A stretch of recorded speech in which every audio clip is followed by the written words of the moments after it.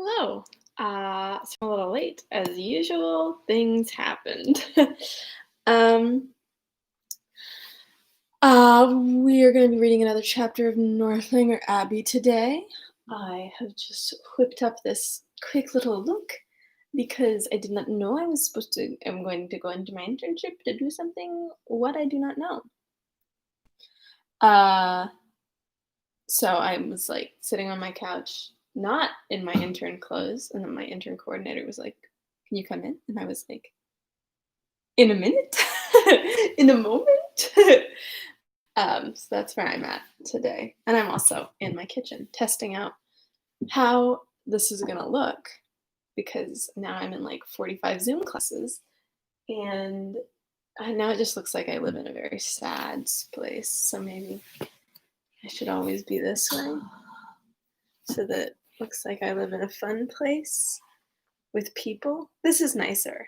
I like it. It gives some context, shows that I'm a Princess Leia fanatic. The most important part about me. And you don't really know me if you know how deep Leia and I go. Um, I'm looking if anyone wants to be my Valentine. Not really. Emotional Valentine. Dane, hi! I feel like I haven't seen you in forever. Have you been my secret viewer? Yeah, it's real now. You missed. Maybe you missed, unless no. Okay, you're not my secret viewer. Okay, I'm so glad to have you here, Dane.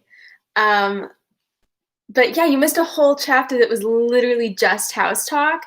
It was like the dad was like, "Let me give you a tour of the house," and I'm like, "Where is Dane? Where is he? Bring in the Dane." Um, I'll give you a quick recap, which is that Isabella, Catherine's bath best friend. I don't know. But I put it in the description of the video. I was like, this is Dane's chapter or something. Your name is in the description of the video. But okay, so Isabella, Catherine's bath best friend, got engaged to Catherine's brother James.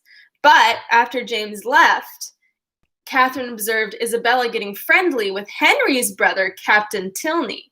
Now, Katherine gets invited to go spend time with Eleanor, Henry's younger sister, Miss Tilney, at Northanger Abbey. And Katherine is so excited because, like, an abbey is a perfect place to get haunted, you know? That is all she wants in life, just be a little haunted. So she goes to Northanger, super excited to be there.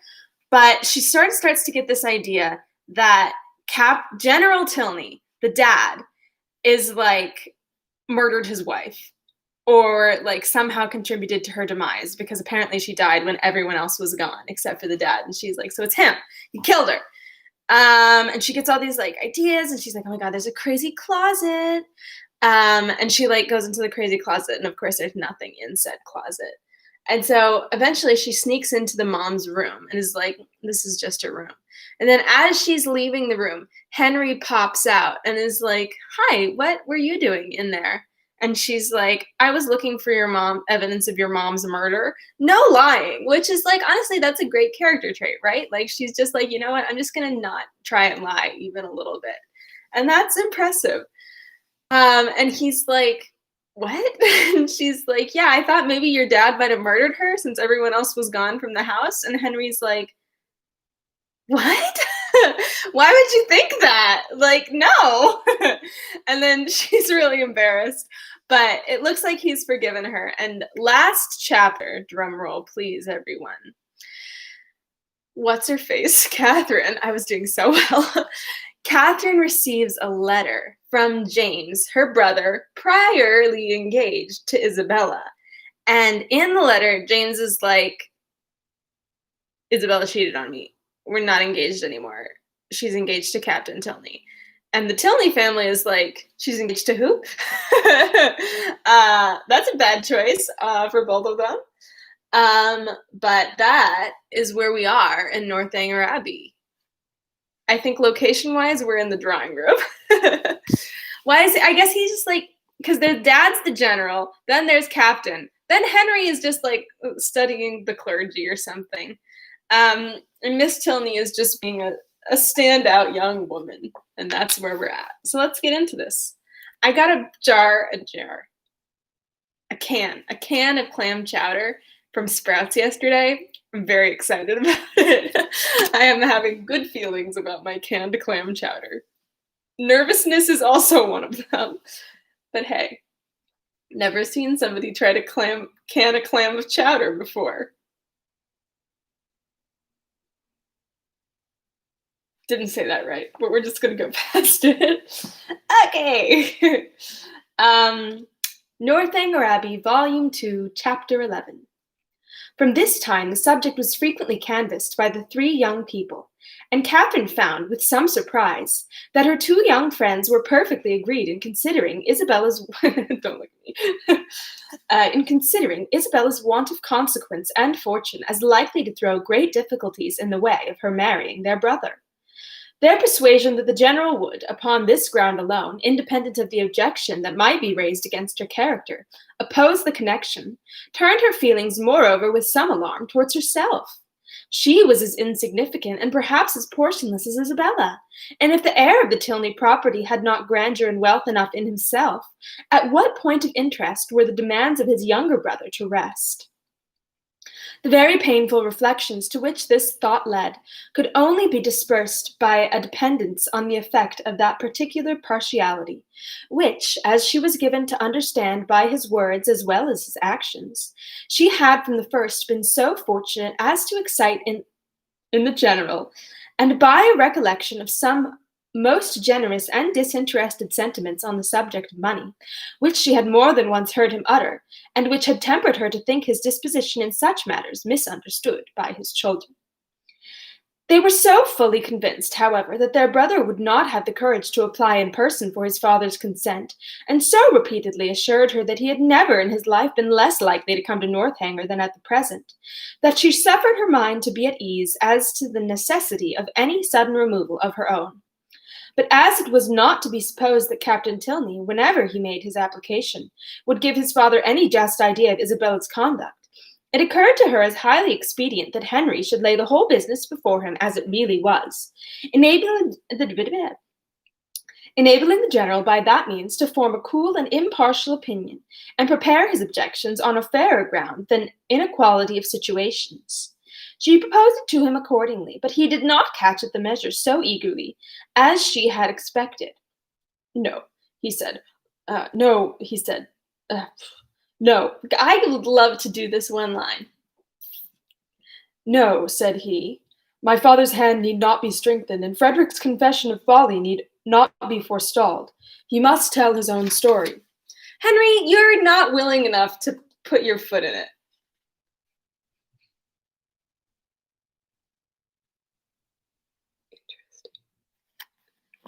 Okay. But he will tell only half of it. A quarter would be enough. A day or two passed away and brought no tidings of Captain Tilney. His brother and sister knew not what to think. Sometimes it appeared to them as if his silence would be the natural result of the suspected engagement, and at others that it was wholly incompatible with it. The general, meanwhile, though offended every morning by Frederick's remissness in writing, was free from any real anxiety about him, and no more pressing solicitude than that of making Miss Morland's time at Northanger pass pleasantly. He often expressed uneasiness on this head, feared the sameness of everyday society and employments would disgust her with the place, wished the Lady Frasers had been in the county, talked every now and then of having a large party to dinner, and once or twice began to calculate the number of young dancing people in the neighborhood. But then it was such a dead time of year, no wildfowl, no game, and the Lady Frasers were not in the country. And it all ended at last in his telling Henry one morning that when he next went to Woodston, they would take him by surprise there some day or other and eat their mutton with him. Henry was greatly honored and very happy, and Katherine was quite delighted with the scheme. And when do you think, sir, I may look forward to this pleasure? I must be at Woodston on Monday to attend the parish meeting, and I shall probably be obliged to stay 2 or 3 days. Wow. Well, we will take our chance on some one of those days. There's no need to fix. You are not to put yourself at all out of your way. Whatever you may happen to have in the house will be enough. I think I can answer for the young ladies, making allowances for a bachelor's table. Let me see. Monday will be a busy day with you. We will not come on Monday. And Tuesday will be a busy one with me. I may expect my surveyor from Brockham with his report in the morning. And afterwards, I cannot in decency fail. I want to name a hamster Brockham. That's just little things. um, where was I? I really could not face my acquaintances if I stayed away now, for as I am known to be in the country, it would be taken exceedingly amiss, and it is a rule with me, Miss Morland, never to give offence to any of my neighbours, if a small sacrifice of time and attention can prevent it. They are a set of very worthy men. They have half a buck from Northanger twice a year, and I dine with them whenever I can. Tuesday, therefore, we may say is out of the question, but on Wednesday, I think, Henry, you may expect us, and we shall be with you early, that we may have time to look about us. 2 hours and 3/4 will carry us to Woodston, I suppose. We shall be in the carriage by 10. About 1:15 on Wednesday, you may look for us. Was he not just like, let's not plan anything, and then he planned it to a T? A ball itself could not have been more welcome to Katherine than this little excursion, so strong was her desire to be acquainted with Woodston, and her heart was still bounding with joy when Henry, about an hour afterwards, came booted and great-coated into the room where she and Eleanor were sitting, and said, I am come. Who? Henry? Yes. I am come, young ladies, in a very moralizing strain, to observe that our pleasures in this world are always to be paid for, and that we often purchase them at great disadvantage, giving what is he talking about? Giving ready-mind and actual happiness for a draught on the future that may not be honored. Witness myself at the present hour, because I am to hope for the satisfaction of seeing you at Woodston on Wednesday, which bad weather or 20 other causes may prevent. I must go away directly, 2 days before I intend to. Go away, said Katherine with a very long face. And why? Why? How can you ask the question? Because no time is to be lost in frightening my old housekeeper out of her wits. Because I must go and prepare dinner for you, to be sure. Oh, not seriously. Aye, and sadly too, for I had much rather stay. But how can you think of such a thing after what the general said, when he so particularly desired you not to give yourself any trouble, because anything would do? This is like, this is like when you're like, oh my god, I gotta clean my room before my crush comes over. But it's like the Jane Austen equivalent, so it's gonna take 5 days.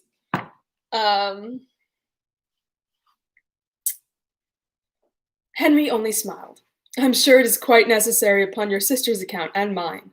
You must know it to be so, and the general made such a... wait. Never mind, this is Katherine. I'm sure it is quite unnecessary upon your sister's account and mine. You must know it to be so, and the general made such a point of your providing nothing extraordinary. Besides, if he had not said half so much as he did, he is always such an excellent dinner at home, then sitting down to a middling one for one day could not satisfy. I wish I could reason like you, for his sake and my own. Goodbye. As tomorrow is Sunday, Eleanor, I shall not return.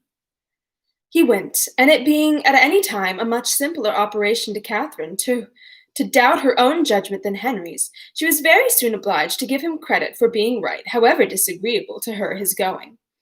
But the inexplicability of the general's conduct dwelt much on her thoughts. That he was very particular in his eating she had, by her own unassisted observation, already discovered, but why he should say one thing so positively and mean another all the while was most unaccountable.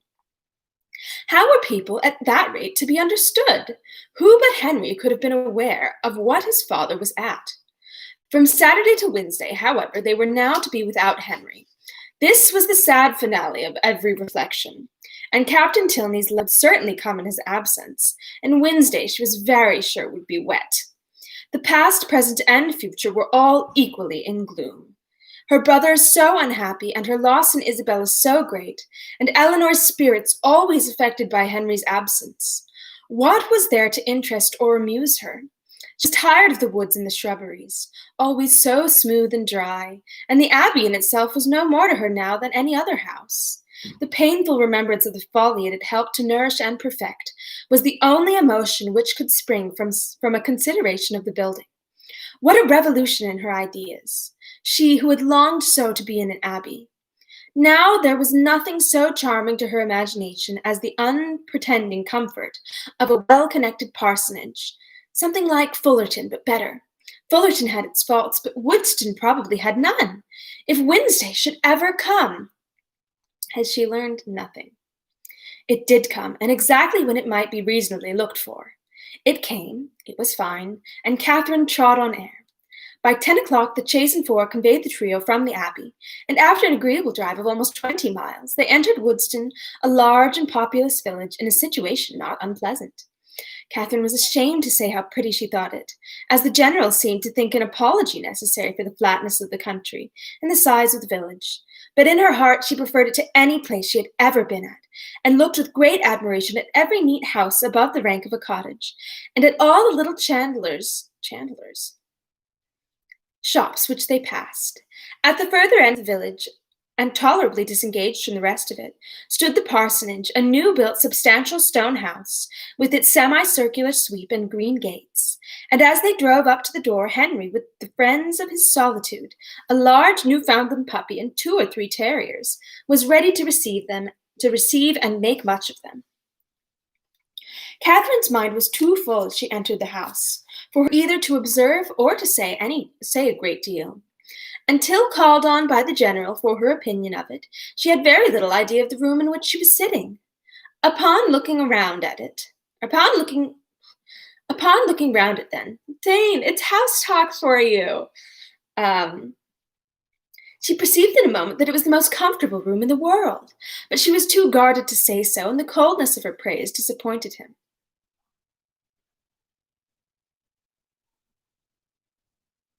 Okay, I think this is general. "We are not calling it a good house," said he.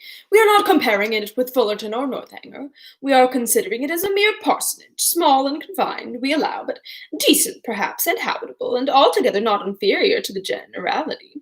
Or, in other words, I believe there are few country parsonages in England half so good. It may admit of improvement, however. Far be it from me to say otherwise, and anything in reason. A bow thrown out, perhaps. Though between ourselves, if there is one thing more than another my aversion, it is a patched-on bow." So the Tilneys have one house. The dad Tilney has one, and Henry has one, and Henry kind of splits his time between the two. I don't know. Do they have one in Bath too? Snipes. Okay. Katherine did not hear enough of this speech to understand or be pained by it, and other subjects being studiously brought forward and supported by Henry at the same time that a tray full of refreshments was introduced by his servant. The general was shortly restored to his complacency, and Katherine to all her usual ease of spirits. The room in question was of a commodious, well-proportioned size, and handsomely fitted up as a dining parlor. And on their quitting it to walk around the grounds, she was shown first into a smaller apartment, belonging peculiarly to the master of the house, and made unusually tidy on the occasion. And exactly my thoughts. And afterwards into what was to be the drawing-room, with the appearance of which, though unfurnished, Katherine was delighted enough even to satisfy the general. It was a prettily shaped room with windows reaching to the ground, and the view from them pleasant, though only over green meadows.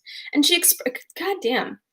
Imagine being like, it was only over green meadows. I can see walls. Out my windows, Katherine? Do you want to know what I see? Walls. Stucco walls. And she expressed her admiration at that moment with all the honest simplicity with which she felt. "Oh, why do you not fit up this room, Mr. Tilney? What a pity not to have it fitted up. It is the prettiest room I ever saw. It is the prettiest room in the world." "I trust," said the general with a most satisfied smile, "that it will be very speedily furnished. It only waits for a lady's taste." Jane Austen did put the winking in there. No ghosts! But I did. Well, if it was my house, I should never sit anywhere else. Oh, what a sweet little cottage there is among the trees. Apple trees, too. Oh, it is the prettiest cottage. You like it. You approve it as an object. It is enough. Henry, remember that the Robinsons is spoken to about it. The cottage remains. Such a compliment recalled all Catherine's consciousness, and silenced her directly, and though pointedly applied to by the general for her choice of the prevailing color of the paper and the hangings, nothing like an opinion on the subject could be drawn. Oh dear! Oh, never mind. Could be drawn from her. The influence of fresh objects and fresh air, however, was of great use in dissipating these embarrassing associations. And having reached the ornamental part of the premises, consisting of a walk around two sides of a meadow, on which Henry's genius had begun to act about half a year ago, she was sufficiently recovered to think it prettier than any pleasure ground she had ever been in before, that there was not a shrub in it higher than a green bench in the corner. A saunter into other meadows, and through part of the village, with a visit to the stables to examine some improvements, and a charming game of play with a litter of puppies just able to roll about, brought them to 4 o'clock, when Catherine scarcely thought it could be 3. At 4 they were to dine. With my roommates and me, we do this all the time. It's like, because it doesn't, from basically like 7 to like 7 p.m. to 7 p.m., it's about the same light in our living room, so we'll be like doing stuff on the couch and then look up and my like alarm goes, which goes at 10 o'clock every night, and we're like, oh my god, what time is it? It's beautiful. At 4 they were to dine, and at 6 to set off on their return. Never had any day passed so quickly. She could not but observe that the abundance of the dinner did not seem to create the smallest astonishment in the general, nay, that he was even looking at the side table for cold meat which was not there. His son and daughter's observations were of a different kind. They had seldom seen him eat so heartily at any table but his own, and had never before known him so little disconcerted by the melted butters being oiled. Ehoo? You know, 7 a.m. I meant a.m., Dane. At 6 o'clock, the general having taken his coffee, the carriage again received him, and so gratifying had been the tenor of his conduct throughout the whole visit, so well assured was her mind on the subject of his expectations that, could she have felt equally confident of the wishes of his son, Catherine would have quitted Woodston with little anxiety as to how or when she might return to it. And that's the end of the chapter. It's a little short, but I'm not. Boop-a-doo, boop-a-doo-boo. It's only 2 more pages. Yeah, I'll do it. Okay. Northanger Abbey, Volume 2. Yes, Catherine really likes Henry. I'm not like convinced, but they seem to be convinced, so. Northanger Abbey, Volume 2, Chapter 12. The next morning brought the following very unexpected letter from Isabella. Bath, April. My dearest Catherine, I have received your 2 kind letters with the greatest delight, and have 1,000 apologies to make for not answering them sooner. I really am quite ashamed of my idleness, but in this horrid place one can find time for nothing. I have had my pen in my hand to begin a letter to you almost every day since you left Bath, but have always been prevented by some silly trifle or other. Pray write to me soon, and direct to my own home. Thank God, we leave this vile place tomorrow. Since you went away, I've had no pleasure in it. The dust is beyond anything, and everybody one cares for is gone. I believe if I could see you, I should not mind the rest, for you are dearer to me than anybody can conceive. I'm quite uneasy about your dear brother, not having heard from him since he went to Oxford, and am fearful of some understanding. You know how you like cheated on him and then got engaged to a different guy? Your kind offices will set all right. He is the only man I ever did or could love, and I trust you will convince him of it. The spring fashions are partly down, and the hats are the most frightful you can imagine. I hope you spend your time pleasantly, but I am afraid you never think of me. I will not say all that I could of the family you are with, because I would not be ungenerous, or set you against those you esteem, but it is very difficult to know whom to trust, and young men never know their minds 2 days together. I rejoice to say that the young man of whom, of all others, I particularly abhor, has left Bath. You will know from this description I must mean Captain Tilney, who, as you may remember, was amazingly disposed to follow and tease me before you went away. Afterwards, he got worse and became quite my shadow. Many girls had been taken in, for never were such tensions, but I knew the fickle sex too well. He went away with his Rainman 2 days ago, and I trust I shall never be plagued with him again. He's the greatest coxcomb I ever saw, and amazingly disagreeable.